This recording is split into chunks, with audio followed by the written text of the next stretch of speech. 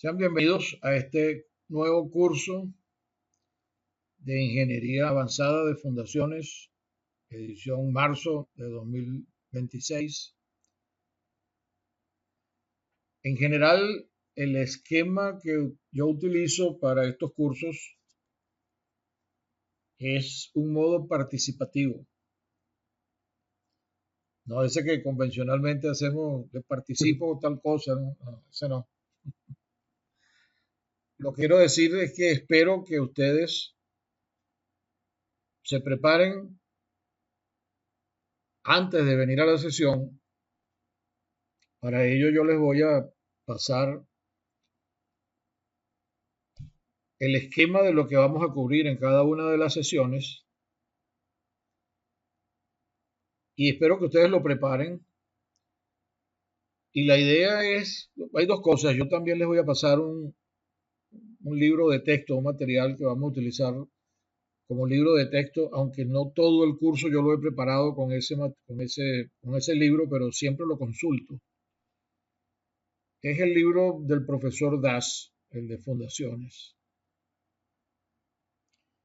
De hecho, las láminas que yo les voy a pasar tienen de varios libros y algunos eh, que ya casi no se consiguen y yo tengo que buscarlos porque tampoco me acuerdo dónde que están. Pero el detalle es que ahora como tenemos también la inteligencia artificial y tenemos el Internet, ustedes busquen información sobre lo que vamos a cubrir en cada una de las sesiones y luego venimos aquí y lo tratamos, ¿no? Entonces, les doy ese aliciente de manera que no sean una persona pasiva que llega a la clase o a la sesión para que alguien le diga qué es lo que tiene que aprender, sino que por el contrario, sea una persona proactiva en el hecho de aprender y que de esa manera pueda establecer una mejor orientación a la forma en que quiere abordar el curso y entender los problemas y los fenómenos que vamos a tratar aquí, ¿no? Yo no les he podido atender ni a ustedes ni a los del otro curso que yo estoy dando. Estoy dando otros dos cursos en pregrado y otro curso en la Universidad Central de Venezuela, porque he estado atendiendo unos problemas personales que me han limitado mucho el tiempo. Pero esta semana que viene ya espero empezar a poder dedicarle el tiempo que ustedes necesitan que yo le dedique para que estemos a tono en esto, ¿no? Entonces, vamos a tener un poquito de desfase en el envío de información de mi parte, pero nuevamente lo que les solicito es que ustedes averigüen por su cuenta. Lo que sí les voy a enviar es el contenido del curso. Quizás esta misma noche, después de la clase, yo les pase alguna información.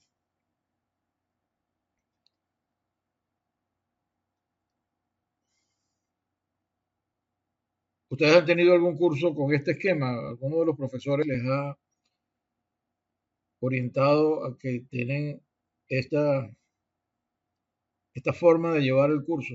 En mi caso, esta es mi primera materia. Ok. Yo también primera vez que ¿Alguien veo más? clases de esta forma. Yo también, Ok. primera vez. ¿Se refieren primera vez a la forma de tener en línea o eh, al curso, al programa de ingeniería estructural de la Universidad Católica? El programa de ingeniería. Yo les agradezco que pongan el micrófono en modo mudo, para que no se cuelen todos los sonidos que tenemos por allí. Gracias. Ajá, ¿qué me decías? Esta es mi primera materia porque yo acabo de comenzar el posgrado. Y no les dieron ni una charla de inducción ni nada de eso en relación con lo que es el régimen de competencias de la Universidad Católica. No, porque en mi caso recibí un correo que no, decía que no alcanzaron el quórum para abrir el programa, pero que tenía disponible un curso de ampliación donde podía haber 10 materias hasta el siguiente semestre que iniciara el curso como tal. Entonces me inscribí en este curso de Sí, ampliación con 2 materias. ok. Sí, ese es uno de los esquemas que está dando ventajosamente la universidad, pero el esquema general de la universidad es precisamente el de competencias. Y para que un estudiante sea competente, a lo mejor ahora les proyecto una lámina que contiene todo eso, hay que saber el qué de las cosas, la materia básica, hay que saber por qué funciona y cómo funcionan los procesos con los cuales, eh, digamos, hay conexión entre el conocimiento y la aplicabilidad. Pero ahí no termina todo, porque todo termina cuando la persona es capaz de aplicar, porque usted puede entender el proceso de cómo se aplica y cuál es la materia que se va a cubrir, pero todavía le falta poderlo aplicar de manera eficaz. Y eso es lo que se persigue acá, que la persona salga con un nivel de competencia que garantice que puede aplicar todos los conocimientos de manera efectiva. Un aspecto muy importante que está relacionado con eso es el autochequeo. Uno tiene que aprender, y es una recomendación que yo les hago porque a lo largo de mi carrera he notado que eso es clave para el buen desempeño profesional de una persona y hacer su mejor trabajo. No solamente desde el punto de vista individual, personal, sino también del equipo en el que uno está trabajando. Uno tiene que tratar siempre de entregar su mejor trabajo. Y para eso hay que abstraerse un momento de que uno es el ejecutor principal, dejar el trabajo de un lado un momento y después volver a abordarlo, pero con el rol de quien va a revisar el trabajo que otra persona le ha entregado. Es decir, usted va a actuar como su propio árbitro, como su propio juez,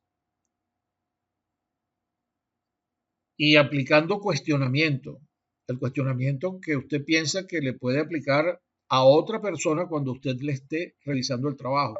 Usted tiene que hacerse la idea de que ese trabajo se lo entregó otra persona y usted lo va a revisar y va a aplicarle entonces todos los criterios con el rigor que se necesita.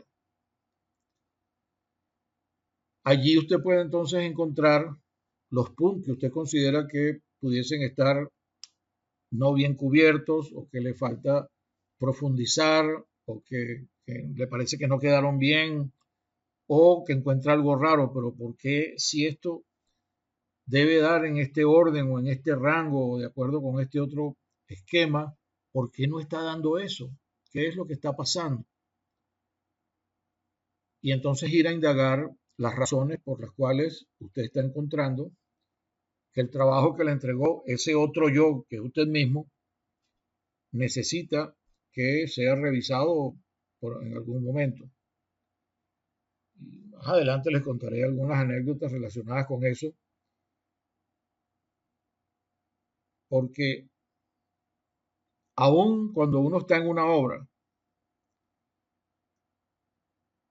en donde lo principal del ingeniero residente es que se ejecute el trabajo de acuerdo como están los planos para que se puedan cumplir los criterios que se utilizaron en el diseño. Y desde el punto de vista de ubicación física, que las cosas queden donde deben estar para que no haya interferencia con otros equipos o con otras instalaciones. Y en general, muchas veces lo que sucede es que los topógrafos, por la cantidad de trabajo y los ingenieros que están a cargo de revisar lo que se está haciendo, de parte de la misma constructora, ni siquiera de las personas que están a cargo de la inspección, se les puede pasar un detalle. Entonces, antes de hacer la ejecución, es importante que cada ingeniero responsable de la obra tenga la manera de mandar a revisar lo que se hizo.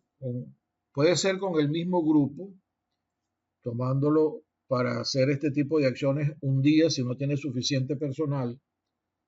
Y si tiene suficiente personal, tener entonces a alguien que vaya detrás o después que se han, por ejemplo, hecho todos los replanteos de dónde van las fundaciones, por ejemplo, y se marcan en el piso.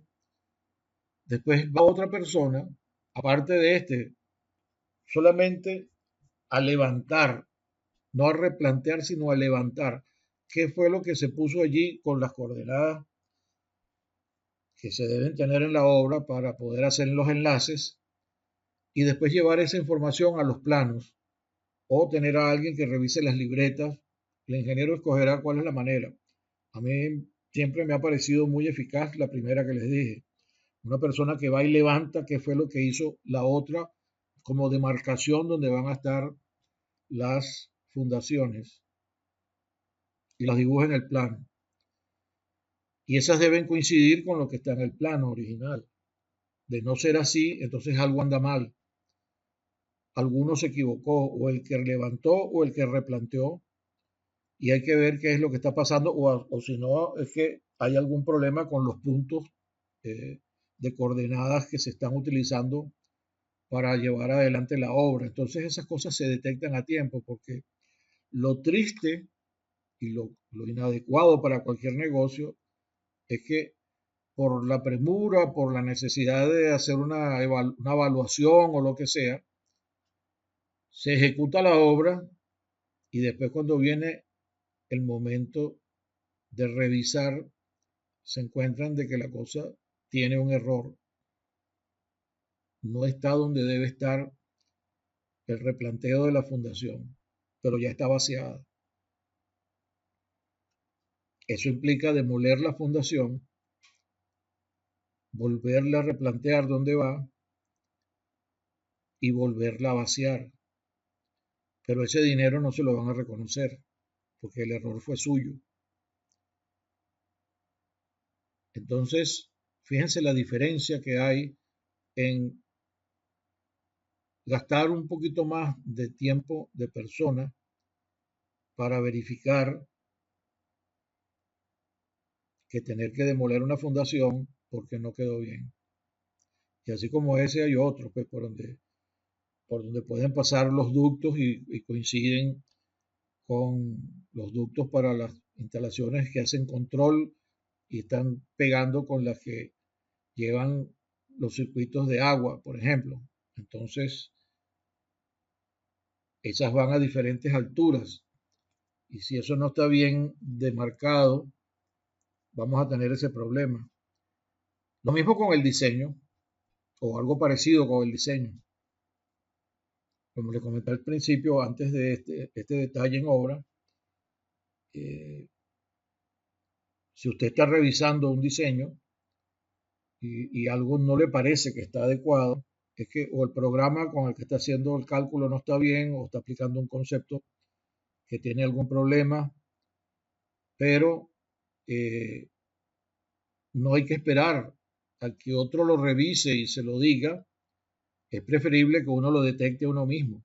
Por eso el autochequeo es fundamental en todos los niveles que uno trabaje, ya sea ingeniería o bien sea en construcción. Ingeniería quiero decir en diseño. Dicho esto, ¿tienen algún comentario con relación a eso? ¿Alguna experiencia que hayan tenido?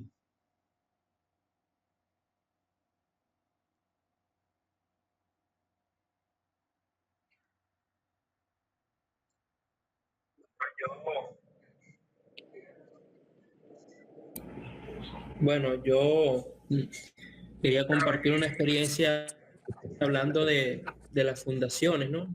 Yo trabajé en la construcción de una nave industrial en Sidor y pues eran unas fundaciones inmensas, pero tuvieron que demolerse porque el concreto no dio la resistencia. Entonces, bueno, se podrá imaginar que fue una pérdida Ese es de otro detalle, tiempo muchas y de gracias dinero. Jesús, que viene el caso de lo que estábamos hablando, porque ese es un elemento que se sale un poco de un esquema convencional de aquí tienes la fórmula para preparar el concreto y te va a dar la resistencia que tú quieres y nunca lo vas a chequear. Fíjate que ahí viene ese esquema que yo te estoy diciendo, porque se exige que se tomen cilindros y se ensayen a diferentes edades Sí, para garantizar precisamente de que el concreto está dando las propiedades que se utilizaron para el diseño. Y a veces la arena no llega con las características que tiene que llegar o la piedra no tiene el desgaste que debería tener o cuando se preparó la pasta de cemento no pusieron la relación agua-cemento adecuada. Pueden pasar una serie de variables que van a generar ese tipo de problemas. Cuando, cuando yo trabajé, para terminar esta, esta así es. reflexión que les estaba haciendo, Y porque muchas variables. un caso parecido, yo lo viví en mis primeros tiempos de ingeniero. Yo estaba a cargo de la inspección de una presa en donde había unas obras de toma y un túnel y había entonces una cantidad importante de vaciados de concreto y había mucho movimiento. Entonces, para garantizar qué ocurría con cada uno de los de las mezclas que se preparaban, pusimos un inspector en cada uno de los sitios en donde se prepara, bueno, el concreto era preparado en sitio. Teníamos un inspector en cada uno de los puntos en donde se preparaba el concreto y verificaba entonces que el peso de la balanza con el cemento y de todos los agregados fuera el adecuado y los aditivos que había que colocarle. Y nos pasó en dos oportunidades que el concreto no fraguaba. Entonces tuvimos que apelar a las notas que tenían estas personas que llevaban ese control y ahí pudimos detectar que en ese momento lo que sucedió fue que hubo una falla en en la medición del agregado ¿cómo que se llama? Del plastificante que había que echarle y se le echó un exceso de plastificante, era un aditivo. Y eso era un retardador de fraguado infinito por la cantidad que se le habían echado. Entonces el concreto no fraguaba en el sitio. Y ese era el gran misterio, porque ese concreto no fragua. Entonces cuando fuimos a revisar y nos dimos cuenta, es que le echaron una cantidad enorme, porque se dañó la balanza donde eso se medía. Y pudimos detectar el por qué, porque eso era un misterio.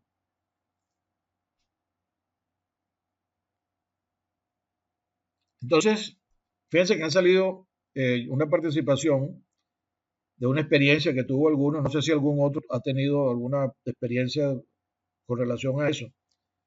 Alguno de ustedes trabaja en PDVSA o trabaja en una empresa grande en donde haya la costumbre de tener un buen seguimiento de las obras que se están haciendo.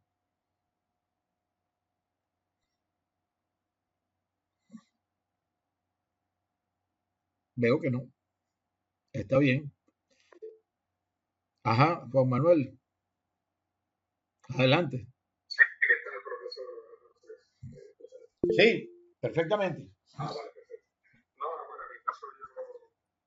Sí, ¿qué tal, profesor? Buenas noches. ¿Me escucha, no?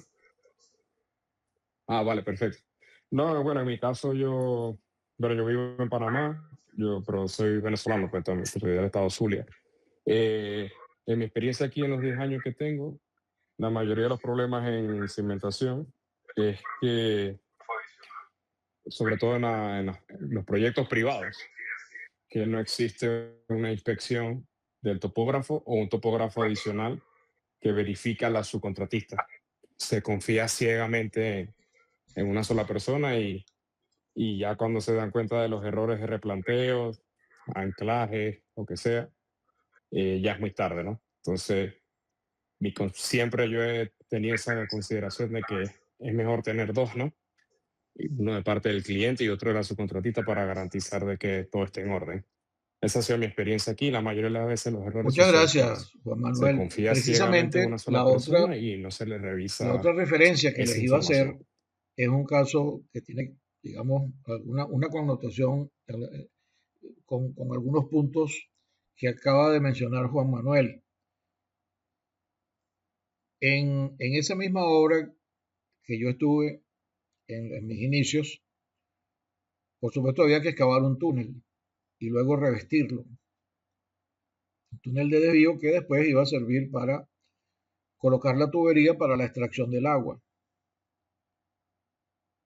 Durante la excavación del túnel se empezó por los dos extremos.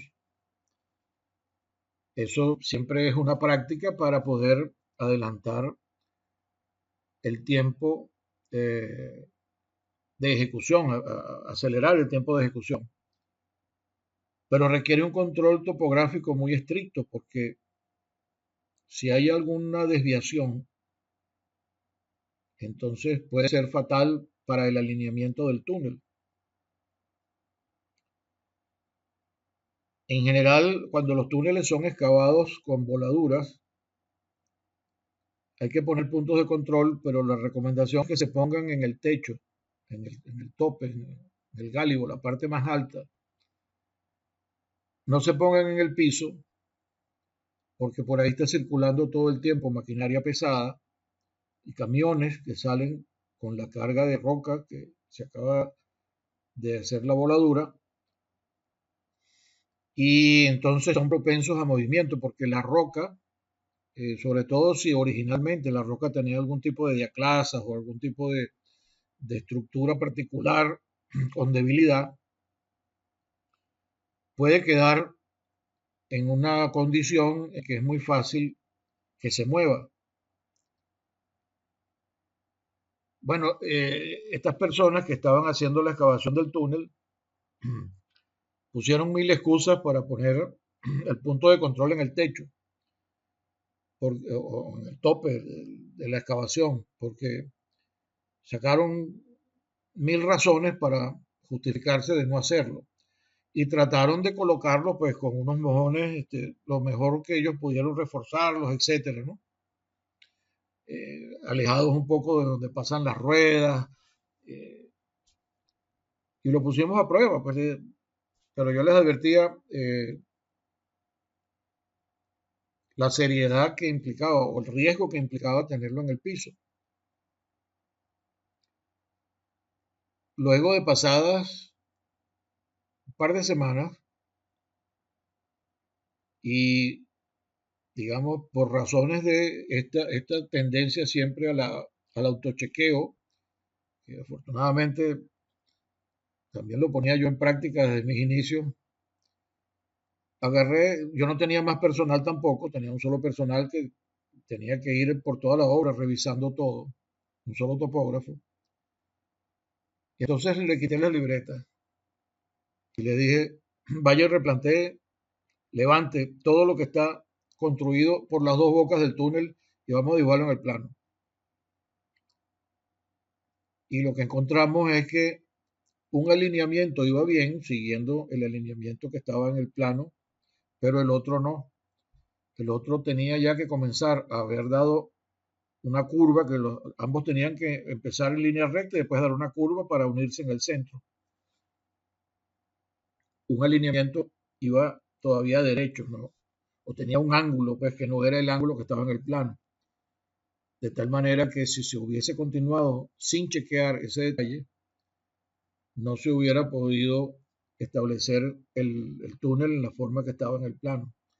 Eso motivó a que hubo que ir con el ingeniero de diseño a hacer un cambio en el alineamiento del túnel y hacer toda la justificación ante el organismo que estaba, para el cual se estaba haciendo esa obra. O sea, todo un problema de logística relacionado con eso y afortunadamente nos dimos cuenta a tiempo que había chance de hacerlo.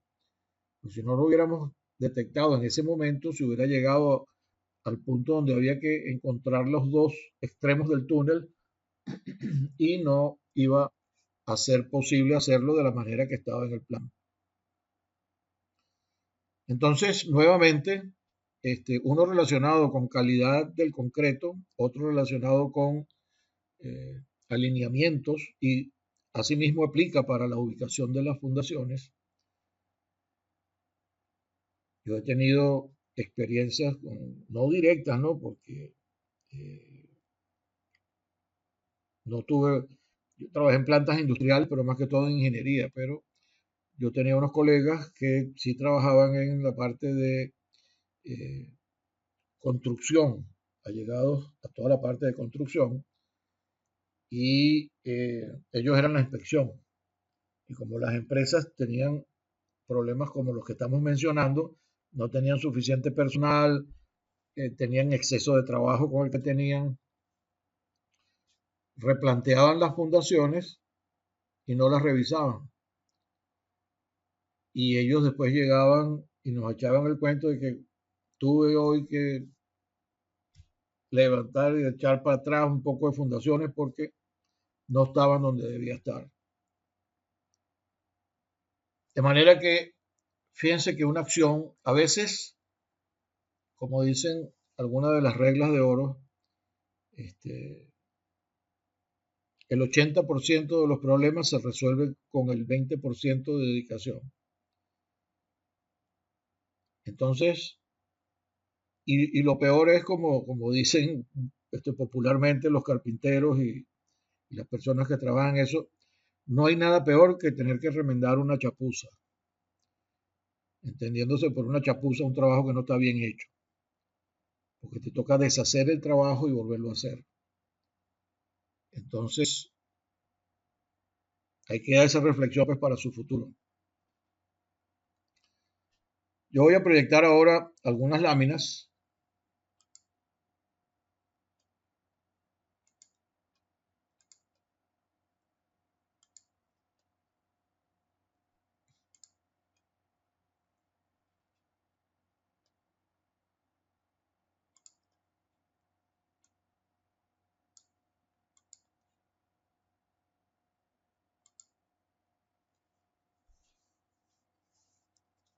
Este es el nombre del curso. Y en este curso vamos a atender con la mayor prioridad el funcionamiento de las fundaciones. ¿Qué es un sistema de fundación? No vamos a atender, digamos, de manera rigurosa y estricta el detalle de diseño estructural. Ustedes tienen suficiente formación estructural, solamente aquellos problemas en donde, o aquellos detalles en los que haga falta que ustedes amplíen el criterio que pueden estar aplicando. Pero lo que interesa más que todo en este curso, y la mayoría de los estudiantes que han pasado por aquí después me lo han agradecido, es que logremos entender que las fundaciones no es una cosa aislada, que realmente es un sistema en donde hay un componente que es el terreno natural y otro componente que es el o los elementos que transmiten las cargas a ese medio semi-infinito, ese espacio semi-infinito que es el depósito de suelo. Pero a pesar de que es un medio semi-infinito, tiene una diferencia fundamental, que es un agregado de partículas. Y después, en el transcurso de estas láminas que yo les voy a presentar ahora, vamos a ver qué implicación tiene eso. Por eso, el profesor Brajadas definía que, como estamos leyendo aquí al final, que la ingeniería de cimentaciones es una combinación de mecánica de suelos, geología y buen juicio, derivado de las experiencias del pasado. Fíjense que dice buen juicio, y ya vamos a ver esto en más detalle. Derivado de las experiencias del pasado. Hasta cierto punto puede denominarse que es un arte. En muchas empresas de ingeniería, procura y construcción, que son empresas grandes que ellos mismos hacen todo el proyecto, en la mayoría, en muchos proyectos de servicio público, el diseño se hace por un lado y luego se saca una licitación para la construcción y la procura de los equipos importantes la hace el mismo Estado generalmente. Pero para las obras industriales, para garantizar de que todo quede, digamos, bien acoplado, se le da a una empresa que se gana la licitación, pero ya de todo el paquete, preparar la ingeniería, hacer la procura y hacer la construcción. La procura es la compra de los equipos.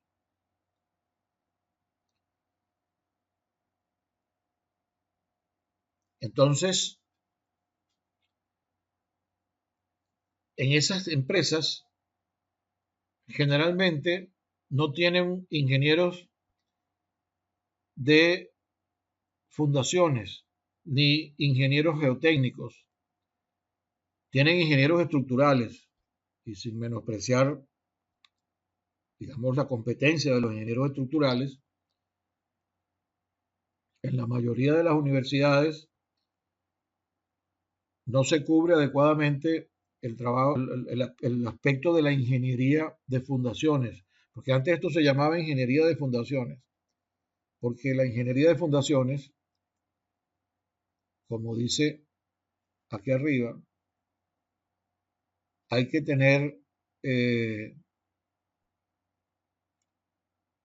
por un lado, las condiciones geológicas y el comportamiento esfuerzo de formación del suelo que va a recibir las cargas y también del aspecto estructural del elemento que va a transmitir la carga. Y entonces eso no es solamente una disciplina, como estamos viendo hay por lo menos 3 disciplinas metidas allí, que es la geología, la ingeniería estructural y la ingeniería de la mecánica de suelos o geotecnia. Después ahora eso se ha separado, cosa con la que yo no necesariamente estoy totalmente de acuerdo, en que el diseño de las fundaciones se hace por un ingeniero geotécnico. Eso es el dimensionamiento, pero después el análisis de la fundación tiene que hacer una persona que sepa ingeniería estructural. Pues ya vamos a ver más adelante que hay una implicación importante allí.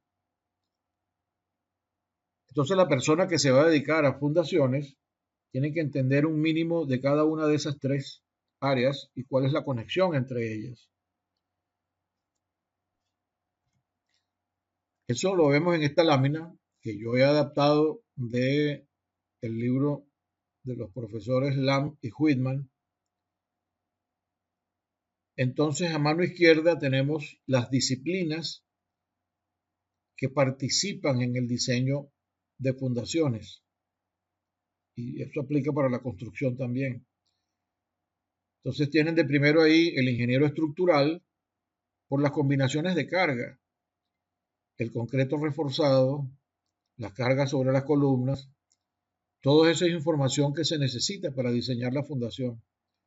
Y a veces con distintos niveles de carga, como ya vamos a ver, o niveles de, no de carga, sino de combinaciones de carga, es lo que quise decir.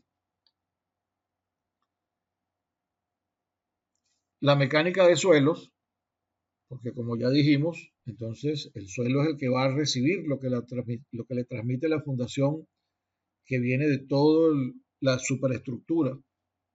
Puede ser un puente, puede ser una edificación, puede ser un equipo. La geología, porque para poder aplicar la mecánica de suelos uno tiene que entender el sitio y ver cuál es la distribución espacial que tienen los estratos de suelos, tanto vertical como horizontalmente.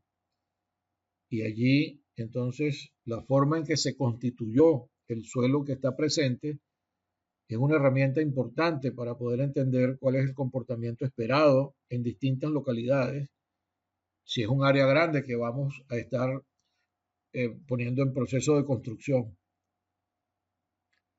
Por supuesto que entra el aspecto sísmico.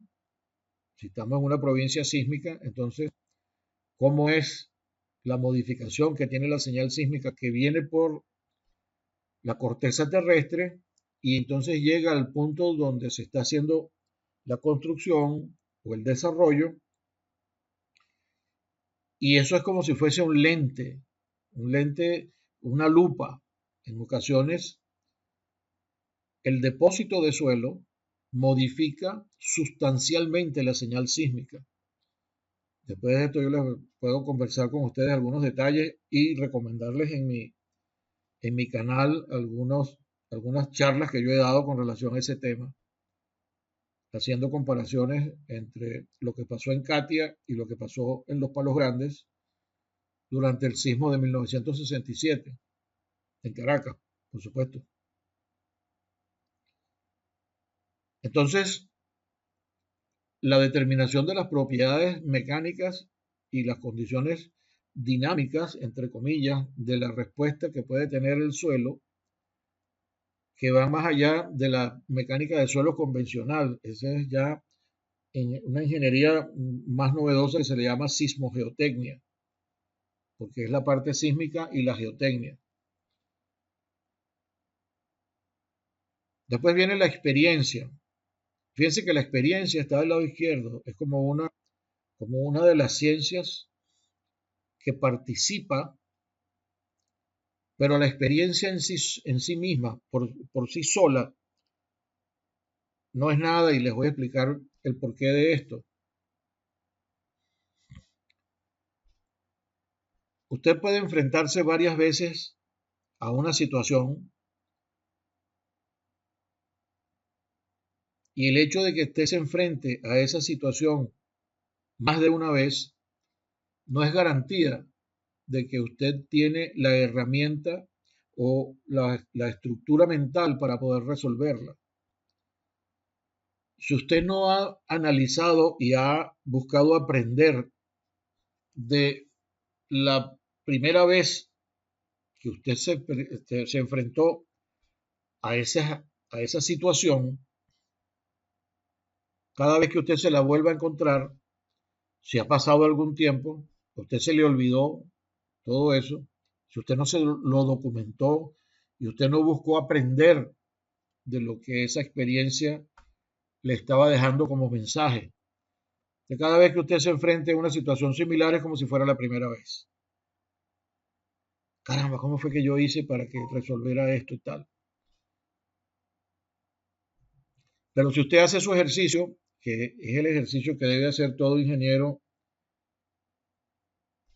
de analizar por qué la cosa funciona, por qué no funciona, que eso es parte de lo que hemos llamado la competencia, que les dije al principio.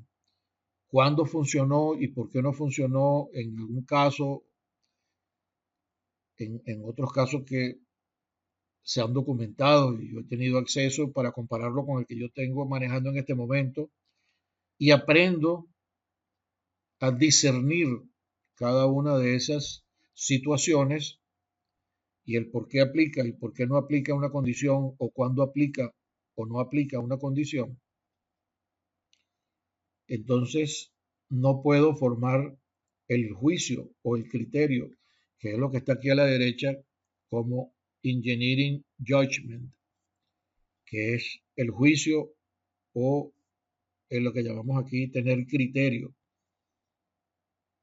que ese es el que sí te permite cada vez que enfrentas una situación y has analizado el por qué funciona o por qué no funciona bajo distintas condiciones, tú tienes una mejor orientación para la aplicación y la resolución del problema. El último punto que me faltaba aquí a la izquierda es la economía, porque evidentemente nosotros como ingenieros tenemos que dar nuestra mejor solución tratando de que sea al menor costo posible, pero que sea suficientemente segura para las personas y para el funcionamiento de lo que desde el punto de vista de operaciones eso tenga que cumplir. Entonces, al colocar todo esto junto, además del criterio o el juicio, el buen juicio que uno tiene para la aplicación de los conocimientos, entonces uno está en una condición de competencia adecuada y permite hacer la mejor solución para el sistema de fundación, como les dije. Y esta mejor solución está ligada a lo que yo denomino el mínimo riesgo funcional. Porque ya vamos a ver un caso que son típicos y muy populares a nivel de toda la historia desde la Edad Media para acá. Van a ver por qué. Pero entonces cerrando esto, el riesgo funcional es que la obra siga prestando el servicio que se suponía que tenía que prestar. Y vamos a ver rápidamente qué significa eso. Este es el caso. Ahí tenemos la Torre de Pisa.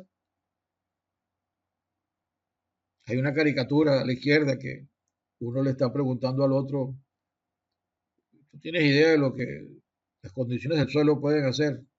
Y el otro le dice algo así como, sí, bueno, a mí me han dicho algo, pero no sé qué puede pasar. Entonces resulta que por lo que les comenté antes, la variabilidad espacial del suelo, en un espacio tan pequeño como el que puede ocupar la fundación, digo, desde el punto de vista relativo, ¿no? De esa torre, había un cambio importante en las condiciones geotécnicas que generaron ese asentamiento diferencial. Por supuesto que entonces los italianos han estudiado el problema en mucho detalle y han tomado correcciones y medios para amortiguar el efecto y buscar detenerlo, ¿no? Porque ahora esa edificación ya no funciona para lo que se pensó en algún momento que podía estar habitado por personas para hacer un trabajo allí, cualquiera que fuera, aunque fuera de museo.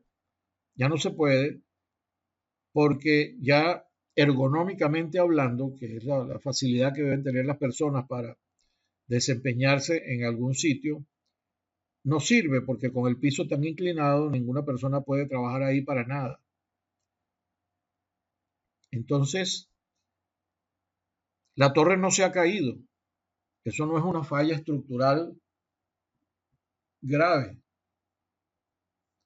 pero ya no puede prestar el servicio para el cual se planificó originalmente, ni ninguno parecido, porque como les dije, a veces uno le cambia el uso a una edificación,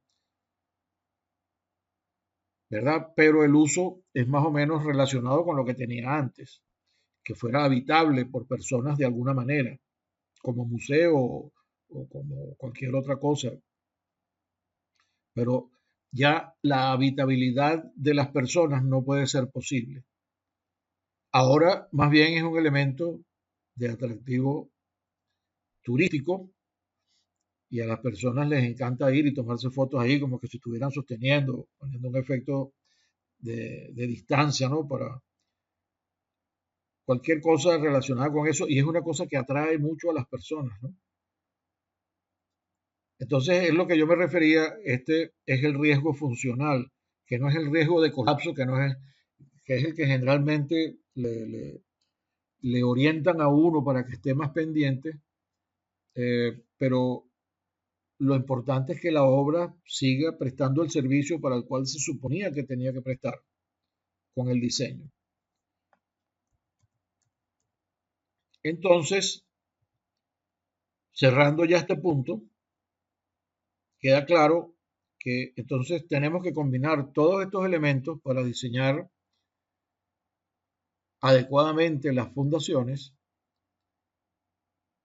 Y cuando digo las fundaciones me refiero al sistema de fundación. Y vamos a estar hablando en esos términos en el transcurso de este curso. Entonces, como dijimos antes, nosotros tenemos que integrar conceptos y experiencias con dominio técnico del tema en las áreas de geología, geotecnia y mecánica de suelos, ingeniería estructural, ingeniería económica, para ofrecer una fundación adecuada que garantice que la estructura preste el servicio para el cual fue concebida, es decir, con bajo riesgo funcional.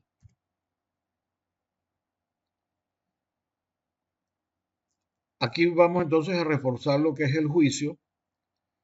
El juicio es más que una experiencia porque permite discernir cuándo y por qué aplica una solución y cuándo no. El proceso de ensayo y error solo no puede ayudar a desarrollar el juicio porque no hay análisis del resultado.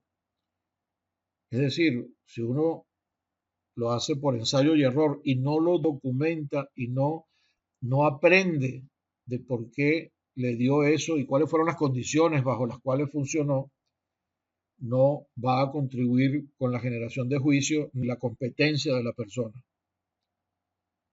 El entendimiento del problema y de su alcance y de sus limitaciones, incluyendo el análisis de las experiencias propias y las de otros, es lo que permite desarrollar el juicio y alcanzar el nivel de competencia que deseamos para la vida profesional.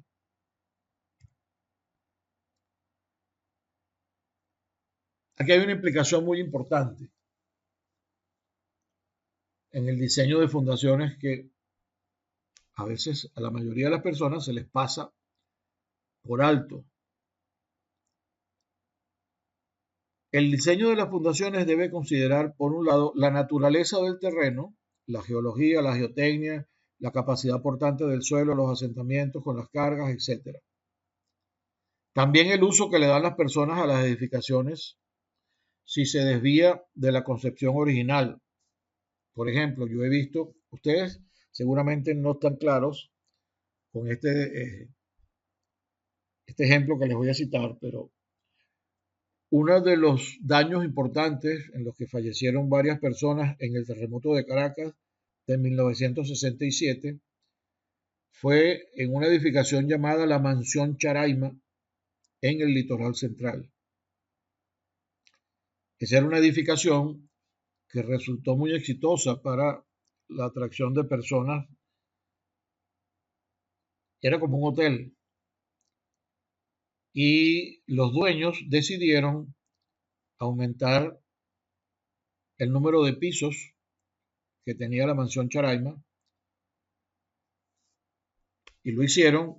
Yo no sé en qué condiciones lo llegaron a hacer, pero aumentaron varios pisos por encima de la capacidad original que tenía el edificio. Y cuando vino el terremoto, todo eso que hicieron adicionalmente se desplomó y desafortunadamente murieron varias personas, muchas personas allí. Entonces, cuando uno le cambia el uso original, bien sea por capacidad o bien sea por el tipo de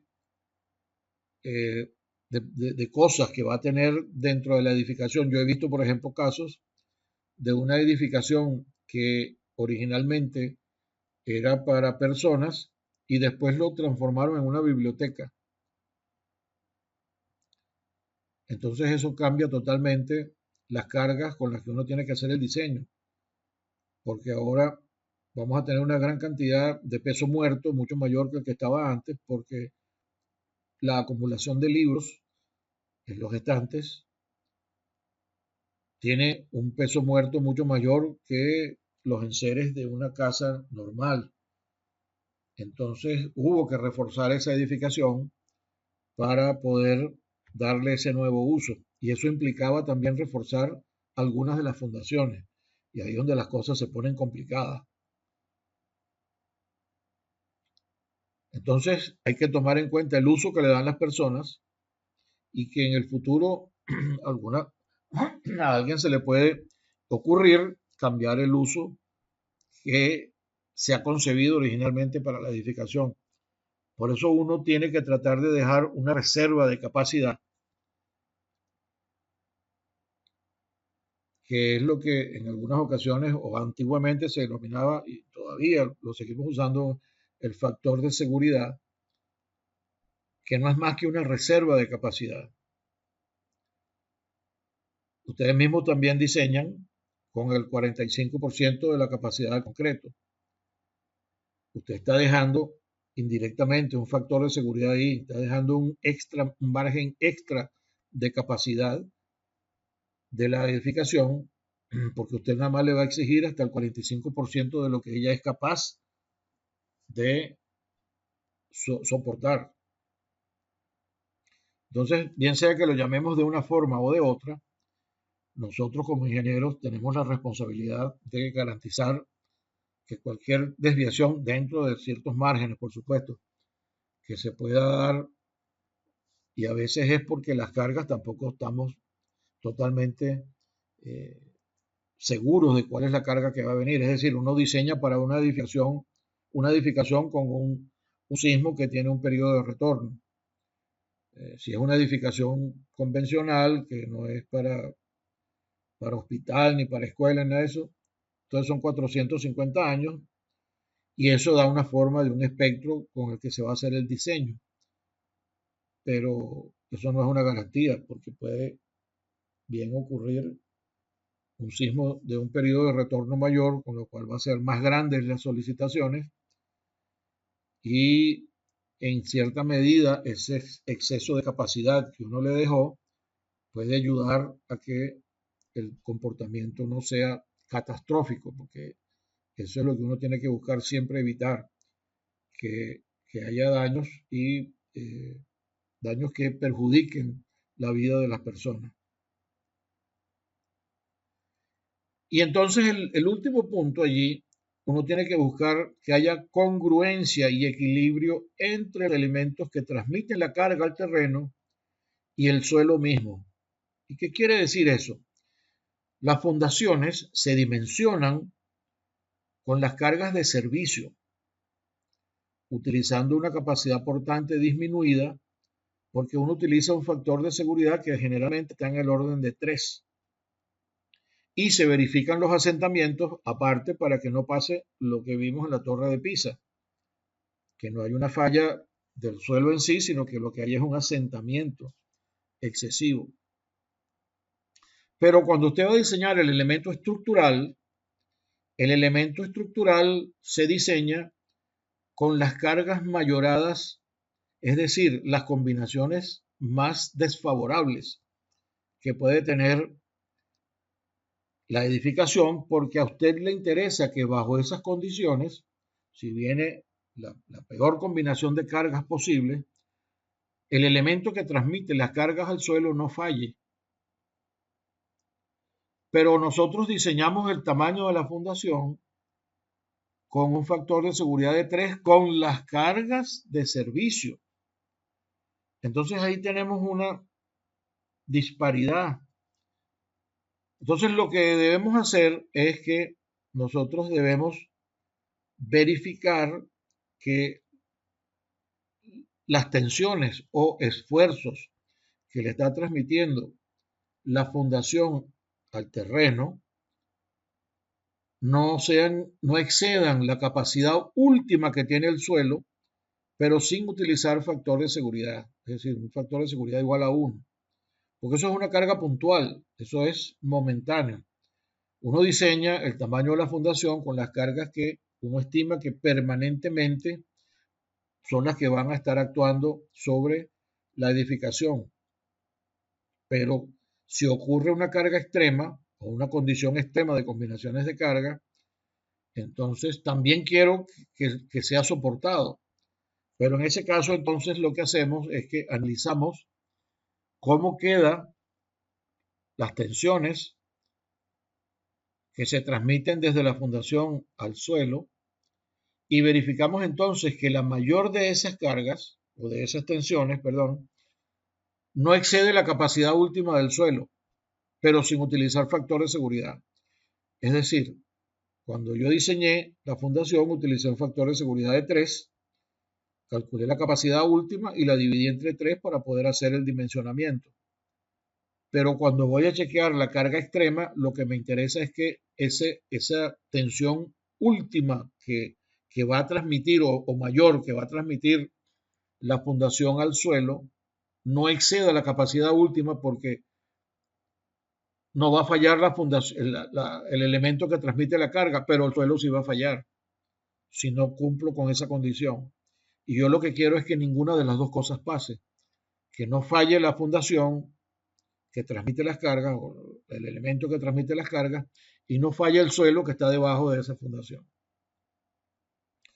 Y dependiendo de los niveles de las cargas, de las combinaciones de cargas, se pueden presentar cualquiera de esos casos que vemos allí, inclusive el que tenemos aquí como D, en donde tenemos una parte de la cimentación o la fundación que al tender al volcamiento hacia el lado izquierdo acá, produce tensión en el lado contrario del que habitualmente estábamos diseñando para transmitir la carga, ¿no?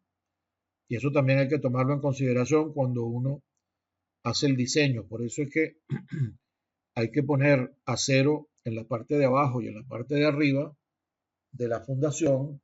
Realmente arriba se coloca un porcentaje del acero en la parte de abajo para poder cumplir con estas condiciones.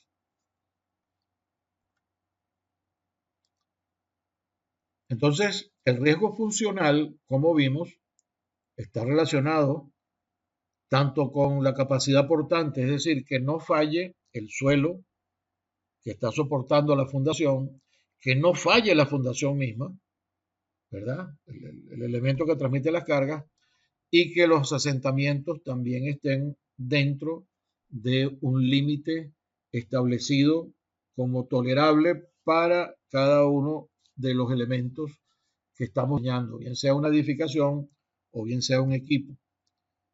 Esto ya lo hablamos. Este es otro caso en donde hay también asentamiento diferencial en una edificación en el edificio número 10 en el Instituto Tecnológico de Massachusetts, en donde uno de los dos puntos del pórtico, el que está marcado como punto número 4, se asienta más que el punto número 3. ¿Y qué es lo que eso pasa? Bueno, esta es una condición extrema que sucedió en el sismo de Niigata en Japón en 1964, en donde los japoneses ya en esa época tenían muy buena capacidad de diseño. Desde el punto de vista estructural, tenían esos edificios que eran muy rígidos, muy seguros, pero ahí lo que sucedió es que el elemento de fundación, el suelo, falló por exceso de presión de poro y perdió la resistencia al corte, y con eso se perdió entonces la capacidad de la fundación. Entonces, algunos edificios se volcaron, como este que tenemos ahí, que es un caso extremo, las personas sacando sus enseres por la fachada del edificio, algo que seguramente ustedes nunca llegaron a imaginarse. A la derecha tienen cómo quedaron algunos de los edificios que sufrieron daños. Fíjense que hay 3 edificios que tienen volcamientos significativos. ¿Qué es lo que eso implica entonces en una fundación? Aquí tengo un pórtico simple en donde podemos verificar por la dimensión de las flechas que cuando ocurre asentamiento diferencial, entonces estás aumentando las solicitaciones en uno de los nodos, y la edificación no había estado diseñada para eso. En condiciones normales de operación, quiero decir, las cargas de servicio. Esto es como si fuera una carga de una combinación que no estaba prevista. Entonces hay que verificar si la edificación la va a soportar. Y lo mismo con los equipos. Con los equipos es también una condición indeseable si hay conexiones que llegan al equipo. Generalmente son tuberías que son suficientemente rígidas. Entonces, en cualquier punto de contacto de la tubería con el equipo, van a aparecer entonces solicitaciones que van a entorpecer, bien sea el funcionamiento del equipo o de la tubería. Este es un caso que ya debe estar mucho más que eso que estamos viendo acá. Este es el caso del Palacio de Bellas Artes de Ciudad de México. Ustedes ven estas escaleras que están acá, ¿no? Para acceder a esta zona del edificio. Pues esas escaleras se fueron agregando a medida que el edificio se fue asentando. El edificio, en el momento que tomaron esta foto, tenía 2 metros de asentamiento con respecto al nivel de la calle. Y por eso les decía que esas escalinatas se fueron agregando a medida que el edificio se iba asentando. Ahí se presenta potencialmente, yo no estoy diciendo que eso sea cierto, pero puede suceder algo como esto que le voy a mostrar ahora. Si ese es el nivel de la calle, entonces los colectores de aguas servidas van por algún punto de la calle. Y si antes el edificio estaba en un nivel por encima de ese colector, entonces la descarga era por gravedad. Pero si ahora el edificio está al mismo nivel o un poco más abajo que lo que está ese colector, esto lo estoy haciendo como una exageración, pero para explicar un potencial caso, ¿no? Entonces resulta que este edificio está en problemas porque no hay forma de sacar las aguas servidas. Entonces hay que colocar unas bombas, hacer un colector de aguas dentro del edificio para recoger todas esas aguas, un tanque, y después enviarlas al colector que las va a sacar de circulación. A veces uno no piensa en estas cosas porque no suceden, pero fíjense que esto puede suceder. Hay algunas normas y algunos edificios, perdón, algunos libros que dan cuál debe ser la distorsión angular, que es el valor del asentamiento dividido entre la longitud que hay entre puntos de apoyo, y dan algunas recomendaciones para la distorsión angular tolerable para distintos tipos de edificación. Esto está en varios libros, ustedes lo pueden conseguir. Yo les voy a pasar el libro del profesor Das a ustedes. Yo lo voy a colocar en el M7 para que lo tengan allí y lo puedan descargar. Y también yo tengo que estar pendiente de que lo que yo voy a construir no afecte a las edificaciones que están cercanas. Esto, por ejemplo, es el efecto del hincado de pilotes en un sitio hasta dónde se siente el efecto del hincado de pilotes por bien sea asentamiento, que es lo que está aquí en la parte de abajo, cuánto se puede hundir el terreno, o si hay una cantidad de pilotes muy cercanos, puede haber levantamiento. Heave, en este caso, es levantamiento. Y fíjense que eso se transmite por lo menos hasta 60 pies, que son 20 metros, para el levantamiento, o hasta prácticamente 30 metros para los asentamientos. Y esto puede suceder en la misma obra, porque si es una obra importante que tiene la solución de fundaciones por hincado, entonces lo que construiste al principio puede verse afectado por lo que vas a construir ahora.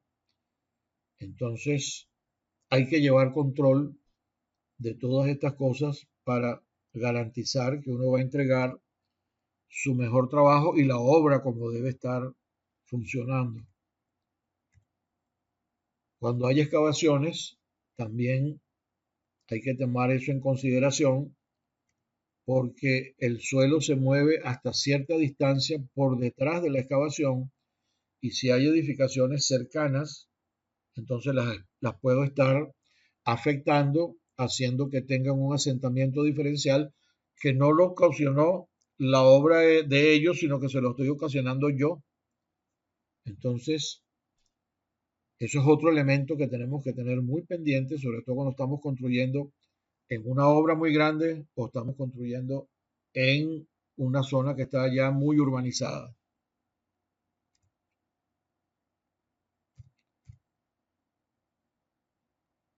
Como dijimos, el suelo es un elemento que está constituido por partículas y el suelo entonces, en esa condición, no resiste tensión o tracción, mejor dicho. Solamente trabaja a compresión y los valores de tensiones y esfuerzos en el suelo se consideran positivos los que son de compresión y tracción es cero. El suelo no resiste tracción, a menos que esté cementado, pero uno no las toma en consideración para el diseño. Eso es todo lo que quería darles en esta primera sesión. Yo creo que con esto tenemos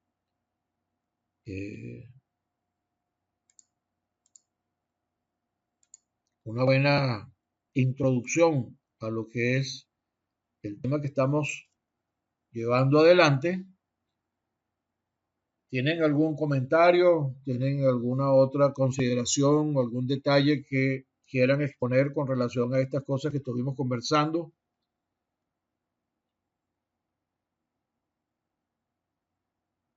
¿Qué les pareció esto que estuvimos viendo acá?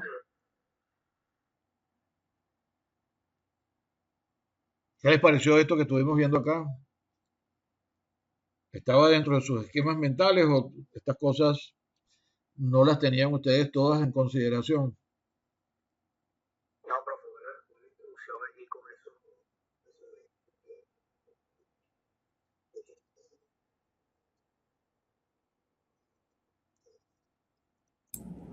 eso. De mi parte, no.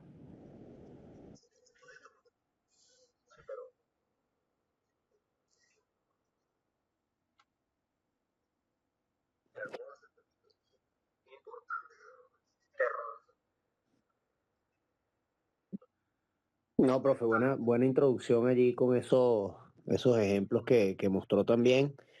De hecho, creo que hace poco hubo algo, no me acuerdo qué país fue, que por la Muy construcción de un gracias, Andrés. metro, efectivamente, bueno, no sé si ya se comentó de esto porque entré un poquito para tarde la a la clase, construcción del pero metro de la Caracas, construcción de haciendo de un alusión metro en entonces otro a un caso país, similar acá, hace poco una noticia salió que, hubo que cónchale, tomar en generó unos consideración, asentamientos sobre todo en la bien zona importantes que la que verdad fue parecía con de la que yo terror, eso tuve, digamos, parecía una película de esta de fin de mundo. alguna Empezó a experiencia sentarse no toda directa, una sino que calle, unos me edificios, se vieron tocó hasta en algún las aguas momento negras, o sea, entender bastante cómo era importante que habían hecho el por diseño, esto, pues.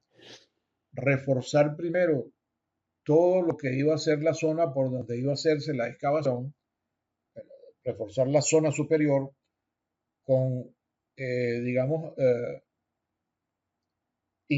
colocando dentro del suelo elementos inclinados que tuvieran suficiente rigidez, de manera que cuando se hiciera la excavación, entonces esos elementos tomaran el peso de lo que estaba arriba y disminuyeran entonces el efecto que tú estás señalando muy bien de asentamiento que se puede obtener por descompensar esa zona en donde estamos haciendo la excavación del túnel. Y eso dio unos movimientos mínimos en la superficie. Una previsión muy importante que se tomó aquí, sobre todo en la zona que les estoy comentando, en el valle, cuando se hizo el túnel del valle para el metro de Caracas. ¿Algún otro comentario?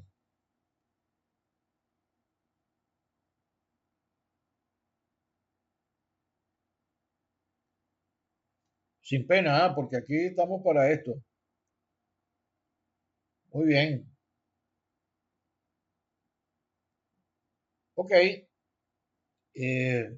Dicho esto, y no dicho nada por ustedes, adicional, vamos a dar por concluida esta sesión. Esta sesión yo la grabé y la voy a colocar en mi canal de YouTube.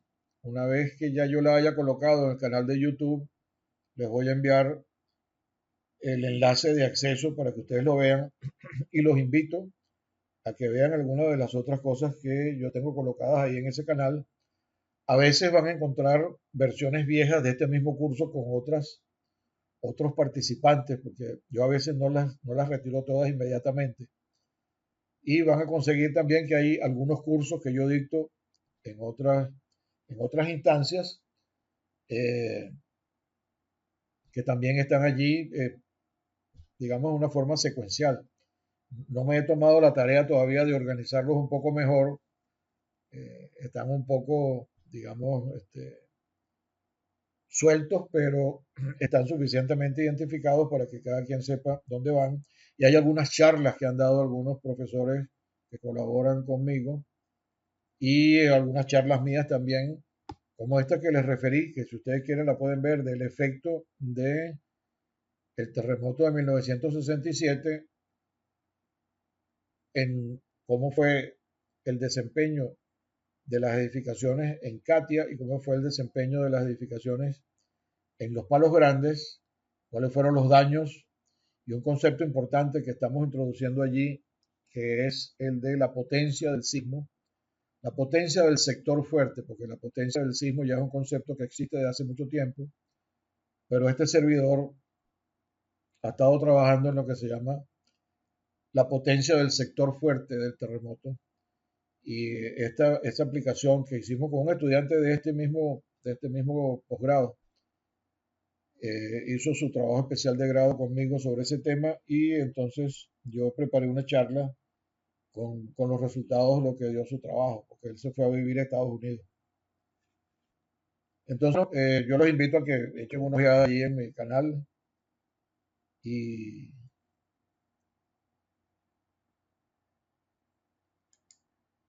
adelante, José Miguel, ¿tú querías decir algo?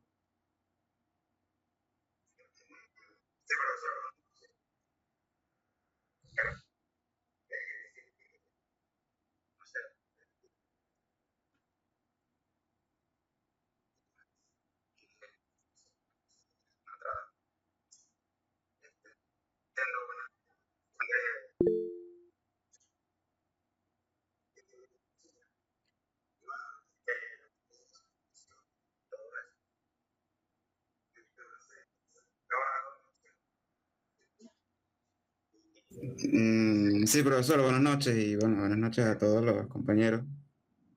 Simplemente para, digamos, no sé, romper el hielo, por así decirlo. Quería comentar un caso que nos pasó en la empresa de donde trabajo. Estamos haciendo una estación de telecomunicaciones y bueno, la torre lleva su fundación y todo eso. Entonces hacemos el trabajo, se rellena la fundación y como a los meses nos llaman y nos indican, nos muestran fotos que, digamos, el suelo como tal se asentó, pues, digamos, el piso. Un piso de 5 centímetros de concreto, nada más para que no salga maleza. Y entonces, lo quería comentar nada más porque me llegó, digamos, ese recuerdo a la mente con lo que estaba comentando de los asentamientos.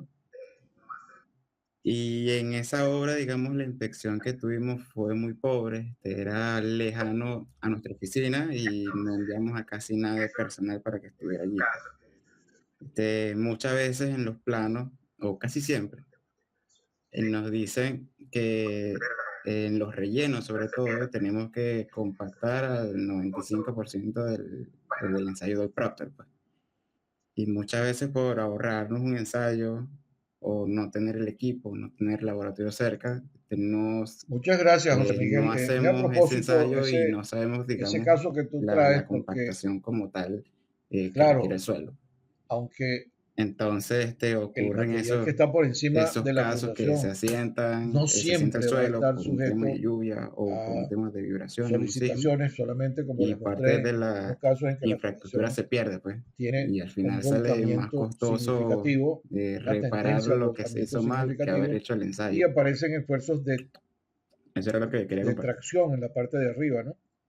O mejor dicho, de compresión en la parte de arriba, es lo que quise decir, disculpe. Por eso ese material tiene que estar bien compactado. Esa es una de las razones. La otra es que, como tú bien apuntas, si eso no se compacta bien, entonces cuando por alguna razón le llega agua por cualquier lado, entonces se va a producir un asentamiento de ese material y va a fracturar lo que está encima, que como señaló bien José Miguel, se fractura el piso que está arriba y con las lluvias se sigue infiltrando más agua. Lo nocivo en ese caso es que esa agua, al llegar a la fundación, se va, digamos, va a migrar por la parte superior de la fundación y va a bajar hacia la parte inferior. Y ahí sí se pone la cosa grave.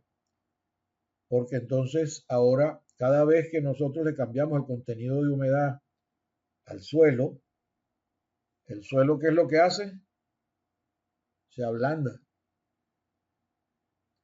Y con el peso que tiene de la torre, entonces va a generar un proceso de asentamiento que puede ser diferencial si se mete más agua por un lado que por otro. O sea que en general, el tratamiento de las fundaciones, en muchos casos, hay que tratar de evitar por todos los medios que el agua se infiltre o llegue hasta la zona de fundación, porque nos va a poner en condiciones no deseadas el contenido de humedad del suelo, y eso va a generar un ablandamiento del suelo que va entonces a generar asentamientos inesperados o no deseados en la obra. Y te imaginas, pues una torre de esas de transmisión de electricidad que empiece a sentarse de manera diferencial, va a empezar entonces a tener problemas en la tensión del cableado, además de la estructura en sí misma, porque entonces va a estar sujeta ahora por las diferencias de tensiones en el cableado a fuerzas que no estaban diseñadas, no estaban previstas en el diseño. Entonces es muy ilustrativo el ejemplo que trajo José Miguel y todos los otros que hemos conversado. Entonces, José Miguel, ¿tú querías decir algo más?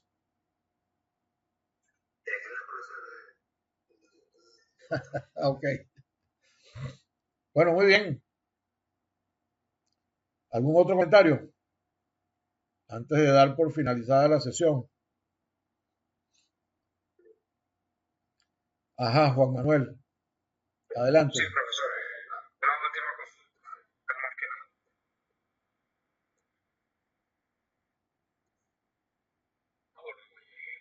El tema de la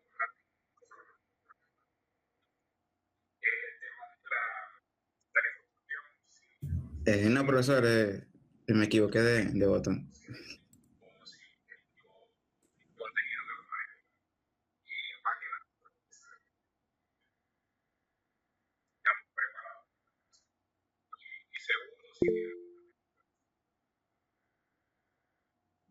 Sí, profesor. Una última consulta, ya es más que nada un tema de respecto a la materia, que es que venía desde el Sí, voy teléfono, manejando del trabajo, luego a llegué, volver me a conecté a la comentar lo que computadora, ya entonces a lo les había mejor por dicho. allí lo habrá dicho. Número uno, la El clase tema yo siempre las de la grabo información, y las si la va a coloco en mi subir canal de pronto YouTube y yo les paso el en enlace el una vez módulo que está 7 o si colocada en mi explicó el canal. tipo de contenido que Los va a animo a que manejar. vean otras cosas que están Y en más el que canal. nada por el mensaje que envió, ¿no? Con Que fue relación a bastante claro M7, que la idea es yo que voy vengan a preparados para la clase. Y colocar segundo, si la tiene algunas información, que el bibliografías o libro que libros yo que les estoy recomiende para refiriendo, que es el libro del profesor Das, para el intensivo que vamos a tener, ¿no? Esto prácticamente Principios de Ingeniería de eso sería todo. Comunicaciones, creo que se llama. Yo lo voy a colocar allí en el M7.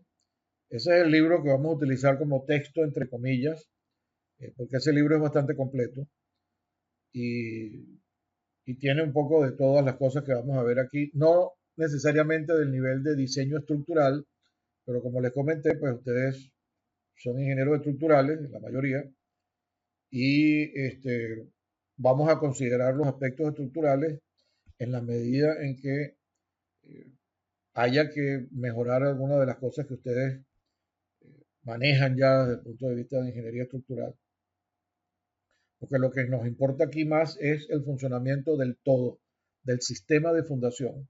Tener una idea de cómo es el funcionamiento de la ingeniería desde el punto de vista de transmisión de las cargas de la edificación hasta la fundación, al elemento que transmite las cargas al suelo y después el comportamiento del suelo y esa misma carga que depende de la geometría. Es un problema que es altamente geométrico y que entonces los mecanismos de falla y las capacidades se determinan entonces a lo largo de las superficies de falla que se pueden generar en el suelo, así como se calcula la capacidad última. Y vamos a ver algunos conceptos. Yo voy a colocar esa información probablemente en lo que termine esta clase. Empiezo a colocarla allí para que ustedes la puedan acceder sin ningún problema. ¿Está claro? Entonces, José Manuel, todo al giorno. Sí, con la clase.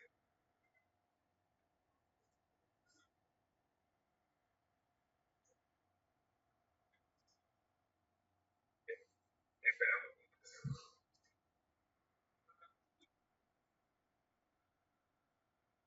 Lo que les enseñaré. Y ahí, bueno, bien. Sí, vamos, muchas gracias por tus palabras en relación a mi persona, a mi perfil.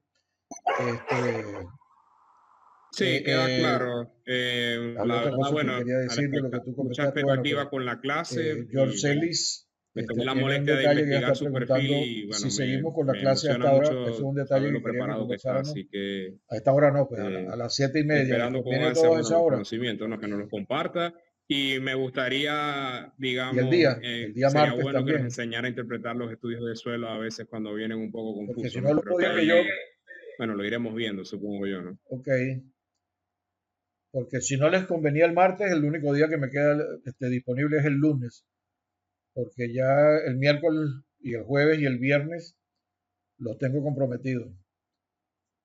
Entonces, lo dejamos entonces martes a las 7:30 como hemos tenido hasta este momento y bueno, seguimos así. Eh, muy bien, yo les voy a colocar entonces material ahora. En el De mi transcurso de esta noche parte, se lo estoy voy a bien ir con el horario. y les aviso por el M7 cuando ya esté todo colocado allí y cuando tenga listo también esta grabación en el curso. Yo generalmente la identifico con el nombre del curso y la fecha en que está grabada. Pongo la sesión del día, hoy es 24/03/26 y pongo un pequeño detalle allí que es la introducción. Si es, entonces, otro aspecto, pongo en general algo que identifique, que les sirva a ustedes para identificar qué es lo que se está dando en esta sesión o cada una de las sesiones en particular. Lo que quería decirles también es que mañana yo voy a dar una charla en la Universidad Central, en el Instituto de Materiales y Modelos Estructurales, el INME, que está relacionado un poco con la selección de parámetros para ingeniería conceptual y básica, con base en un modelo que yo estoy preparando para mi investigación doctoral que estoy haciendo en la Universidad de los Andes. Yo hice posgrado, hice 2 posgrados en el extranjero, pero hice una maestría y una especialización de segundo nivel, una postmaestría en investigación, pero dentro del esquema de académico, siempre exigen que uno tenga el doctorado. Entonces, como decía mi cuñado, después de viejo viruela. Entonces, ahora después de viejo tengo que estar sacando el doctorado, pero no, me encanta porque a mí me encanta investigar y voy a estar haciendo esta charla pues con mucho, como parte de los seminarios que yo debo empezar a dar para difundir el resultado de la investigación. Si alguno de ustedes pudiese llegarse hasta ahí, pues bueno, yo se los recomiendo. Es a las 11 de la mañana en el INME, que pueden salir a comer temprano, dicen, se llevan sus sanduchitos, se lo comen ahí, después se van otra vez por la oficina si trabajan en Caracas. De todas maneras, yo creo que la voy a grabar de manera individual y la voy a colocar en algún momento en mi canal de YouTube. Una cosa que quería ver, para que me ayudaran.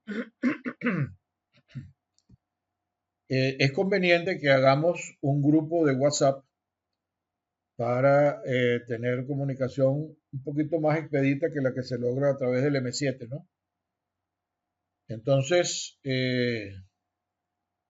ya te voy a decir, Yorceli, cómo se llama mi canal. Si alguno de ustedes puede, por favor, generar ese grupo de YouTube, yo voy a colocar en el chat mi número telefónico. Desde el chat aquí.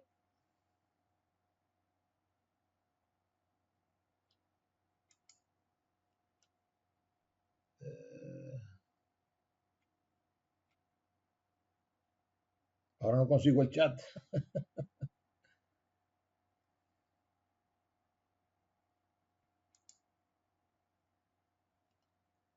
Ya lo conseguí. Mi número telefónico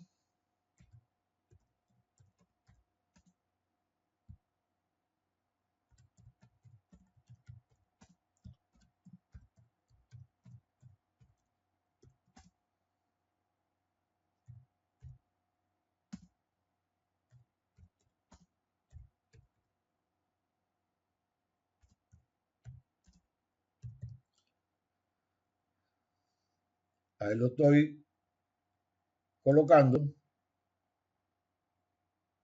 Es 58-412-700-1867.